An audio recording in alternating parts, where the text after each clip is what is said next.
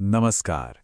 इस हफ्ते दक्षिण एशिया का मौसम ना एक तरह से दो दुनियाओं में बटा हुआ है।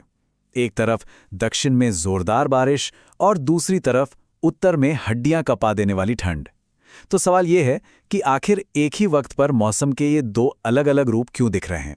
आइए इसी को समझते हैं। तो इसका जवाब ना किसी एक वजह में नहीं है। असल में एक साथ कई सारे वेदर सिस्टम्स काम कर रहे हैं और इस पूरी पहेली को समझने के लिए हमें इसके हर एक हिस्से को मतलब एक एक सिस्टम को बारीकी से देखना होगा। तो हम करेंगे क्या? सबसे पहले तो मौसम के इस पूरे नक्शे को देखेंगे, फिर चलेंगे दक्षिण की तरफ जहां तूफान बन रहा है। उसके बाद उत्तर का रुख करेंगे और जानेंगे कि वहां इतनी ठंड क्यों है, और फिर देखेंगे कि इसका अलग अलग क्षेत्रों पर क्या असर पड़ रहा है, और आखिर में पूरी बात का निचोड़ क्या है।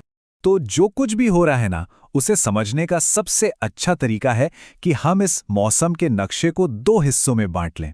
समझिए कि ये दो अलग अलग कहानियां हैं। एक कहानी दक्षिण की जहां बारिश और तूफान है, और दूसरी कहानी उत्तर की जहां ठंड और कोहरा है। तो चलिए कहानी की शुरुआत दक्षिण से करते हैं।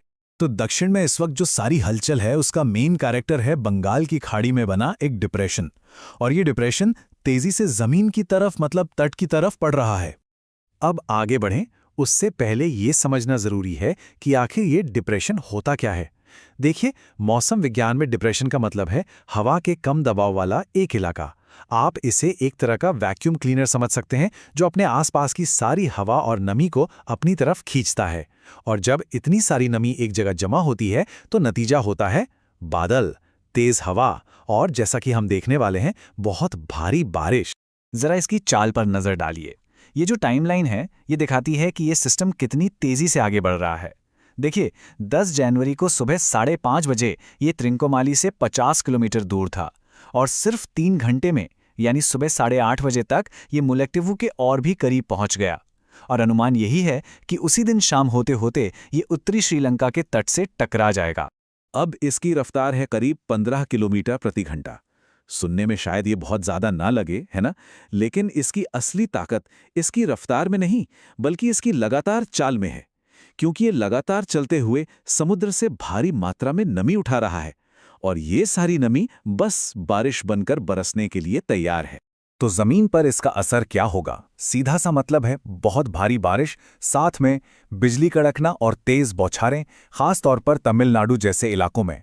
इस दक्षिणी सिस्टम की यही सबसे बड़ी पहचान है। चलिए अब दक्षिण को छोड़कर उत्तर की तरफ चलते हैं, और यहाँ की कहानी बिल्कुल अलग है। यहाँ बारिश का नामो निशान नहीं है। यहाँ तो घना कोहरा और कड़ाके की ठंड है, और इसकी वजह भी कोई एक नहीं बल्कि कई सारी हैं। यहाँ का मामला थोड़ा पेचीदा है। देखिए, यहाँ एक नहीं बल्कि चार सिस्टम एक साथ मिलकर असर डाल रहे हैं। एक तो है पश्चिमी विक्षोभ जो पश्चिम से नमी वाली हवाएं ला रहा है। फिर हरियाणा और असम के ऊपर हवा के दो छोटे छोटे भंवर बने हुए हैं जिन्हें चक्रवाती परिसंचरण कहते हैं।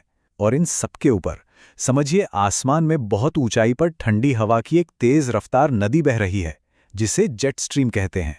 और जब ये चारों चीजें मतलब पश्चिमी विक्षोभ, दो चक्रवाती सिस्टम और जेट स्ट्रीम एक साथ मिल जाती हैं तो इनका मिलाजुला असर क्या होता है?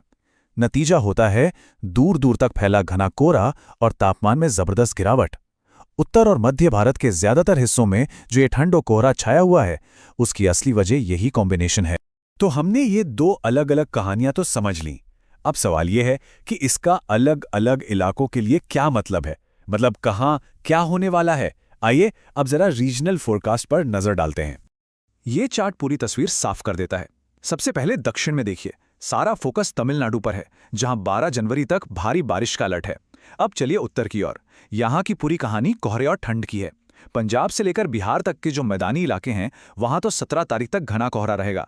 लेकिन सबसे ज्यादा ध्यान देने वाली बात है राजस्थान के लिए, जहां सिर्फ कोहरा ही नहीं बल्कि 13 तारीख तक गंभीर शीतलहर यानी सीवियर कोल्ड वेव की चेतावनी है, और दिल्ली भी 14 तारीख तक इस शीतलहर की चपेट में रहने वाली है। तो इस पूरी बातचीत का सार क्या निकलता है? निचोड़ बस इतना सा है कि एक ही समय पर हमारे देश में मौसम की दो बिल्कुल अलग अलग कहानियां चल रही हैं, और ये स्लाइड इन दोनों कहानियों के फर्क को एकदम साफ कर देती है। एक तरफ है दक्षिण जहां वजह एक है डिप्रेशन, और इसका असर भी एक है बारिश, सिंपल। दूसरी तरफ है उत्तर, जहां वजह कई हैं। वो विक्षोभ, वो सर्कुलेशन, वो जेट स्ट्रीम, और इन सब का मिला-जुला असर है ठंड और कोहरा। ये सच में मौसम की दो अलग-अलग दुनियाएं हैं जो एक ही वक्त पर एक ही जगह मौजूद हैं। और ये सब हमें एक आखिरी सवाल पर लाकर छोड़ देता है। देखिए, मौसम कभी एक जैसा तो रहता नहीं। तो जैसे ही दक्षिण का ये डिप्रेशन शांत होगा और उत्तर के ये सिस्टम्स आगे बढ़ जाएंगे, तो सवाल ये उठता है कि इसके बाद क्या? इनकी जगह कौन सा नया मौसम पैटर्न लेगा? और यही बात हमें हमेशा याद दिलाती है कि हमारा वायुमंडल लगातार बदलता रहता है।